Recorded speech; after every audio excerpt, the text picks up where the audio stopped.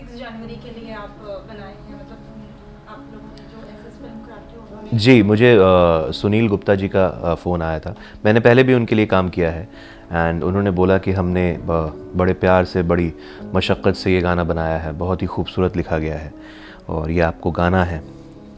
तो मैं हमेशा से एक्चुअली चाहता था कि कोई देशभक्ति गाना, कोई पेट्रियोटिक सॉन्ग मैं भी गाऊँ। सो आई एम ग्लैड कि I am a part of this और बहुत अच्छा हुआ है गाना, बहुत अच्छा साउंड कर रहा है।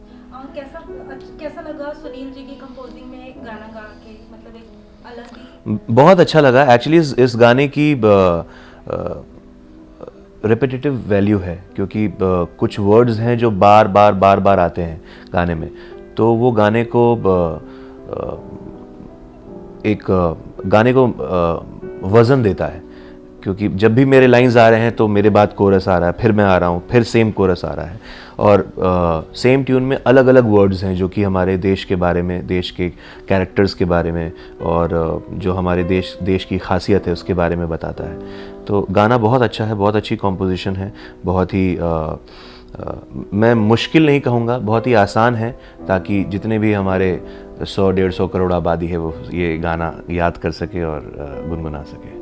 अनन्य भारत को अगर डिस्क्राइब करना चाहेंगे, इसका दर्शकों को इसका मतलब बताइए। अनन्य भारत ही क्यों? क्योंकि बहुत सारे देशभक्ति सॉन्ग हैं जिसमें भारत माता और भी बहुत सारी चीज़ें, आपने अनन्य भारत तो अनन्य भारत कट अनन्य भारत का मतलब क्या है? बहुत अनेक। हाँ जी, अनन्य शब्द ही ऐसा है कि जिसके कई सारे रूप हों, जिसमें कई सारी खुशबुएं हों, जिसमें कई सारा स्वर हो, तो वो वैसा ही है हमारा देश। बिकॉज़ जो हमारा कल्चर है, जो हमारी हिस्ट्री है, वो यही है कि यहाँ पर तरह तरह के ट्रेडिशंस हैं, तरह तरह के रिलीजन्स हैं, तरह तरह की सोच है, तरह तरह के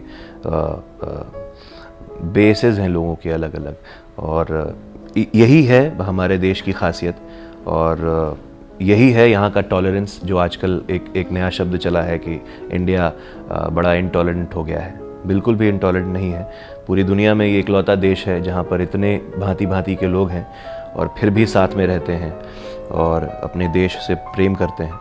तो ये है अनन्य का मतलब, कि हमारा देश जो है वो बिल्कुल भी इंटॉलरेंट नहीं है, काफ़ी हद तक टॉलरेंट है।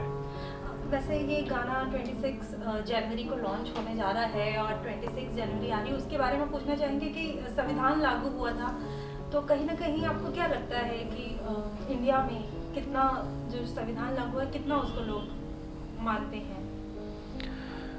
मानते ही हैं। संविधान तो सारे लोग ही मानते हैं और हर देश में ऐसा होता है कि मेजॉरिटी जो है वो संविधान को मानती है, कुछ लोग ऐसे होते हैं जो नहीं मानते हैं, कुछ लोग अपनी चलाना चाहते हैं।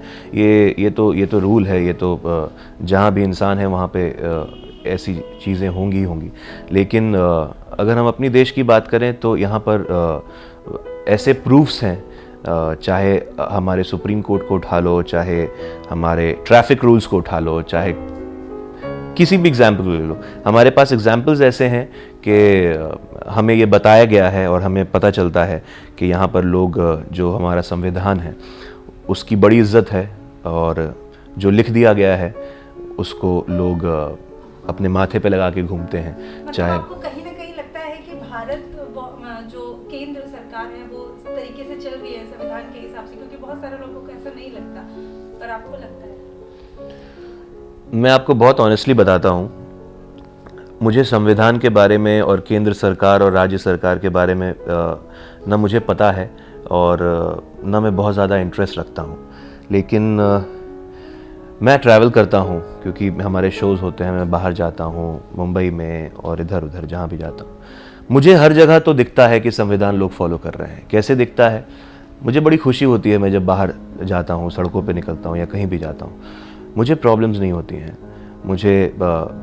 मैं अगर ये बोलूँ कि आई एम फ्रॉम बिहार, मैं मुंबई में पिछले 7-8 सालों से हूँ और बीच में एक बात चली थी कि आप मुंबई में, महाराष्ट्र में बिहारियों को एक अलग नज़रिए से देखा जाता था, शायद देखा गया होगा। मैं अगर अपनी बात करूं तो मुझे कभी कोई प्रॉब्लम नहीं हुई, ना मुंबई में हुई ना कहीं हुई। तो मेरे लिए तो जो संविधान है वो लोग फॉलो करते हैं। हो सकता है किसी और के लिए नहीं किया करें, बट अगर मेरा परसेप्शन पॉइंट ऑफ व्यू आप पूछना चाहेंगे, आई एम वेरी हैप्पी कि लोग यहाँ पर जिस तरह से रूल्स एंड रेगुलेशंस फॉलो करते हैं। हर जगह होता है, कुछ तो लोग होंगे जो अपनी चाहत आगे दिखाना चाहेंगे, but nevertheless I am happy with my country and my people. गाने को लेके कितना एक्साइटेड है, क्योंकि लोगों को एक नया सॉन्ग मिला है 26 जनवरी के लिए, 15 अगस्त के लिए, तो कितना एक्साइटेड है गाने को लेके और कितना कॉन्फिडेंट है कि गाना लोगों को पसंद आएगा?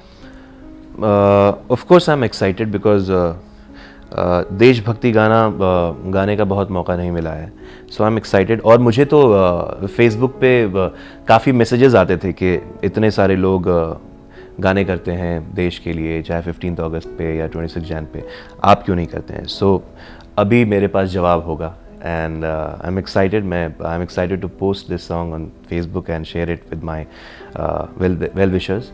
एंड गाना कितना सक्सेस होगा कितना नहीं होगा ये तो शंभो जानते हैं, लेकिन हमने मेहनत की है, गाना अच्छा साउंड कर रहा है। I am happy with my work, I am happy कि सुनील जी ने इतना अच्छा काम किया है।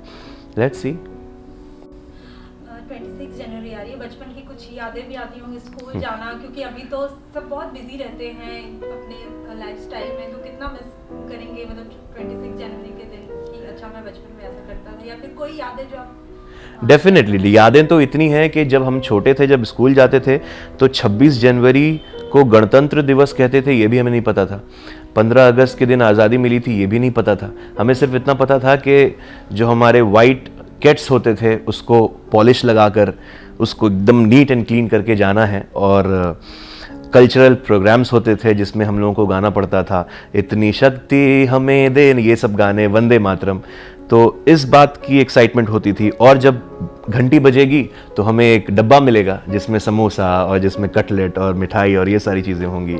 और जो हमारे टीचर्स होते थे वो अलग अलग खूबसूरत साड़ियाँ पहन के आते थे, और मांग में ये और ब्राइट मेकअप, और सारे जो सर्स होते थे वो या तो सूट या तो कुर्ता पैजामा। तो ये तो मेमोरीज़ हैं हमारी, और हम लोग आज भी कभी बैठते हैं तो ये याद करते हैं यार, जब भी 15 अगस्त या 26 जनवरी होती है तो सुबह सुबह उठते ही लता जी का वो गाना तो कान में पड़ता ही है।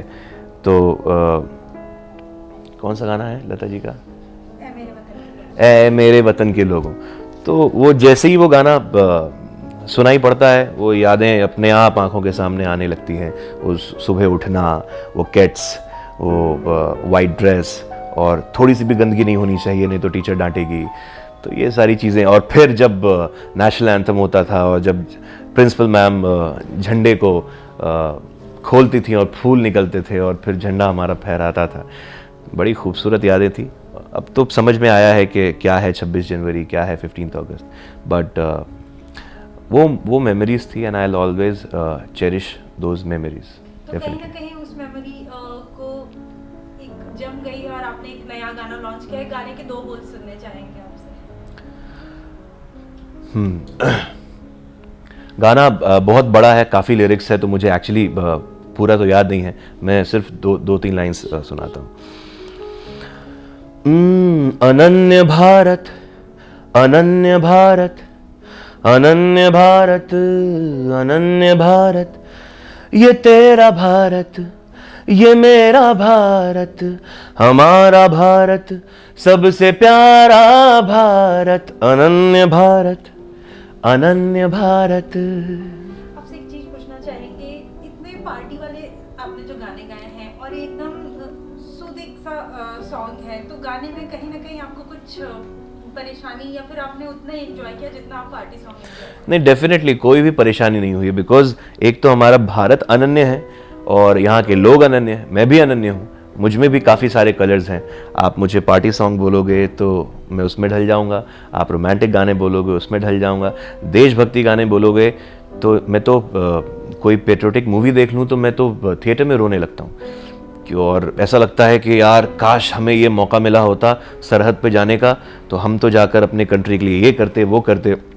खैर, तो वो सारे कलर्स हैं मुझ में एंड आई एम ग्लैड कि मेरे पेरेंट्स ने और मेरी फैमिली ने ऐसी परवरिश हुई है कि देश के लिए, अपने वतन के लिए बहुत प्यार है। क्या कहना चाहेंगे दर्शकों को कि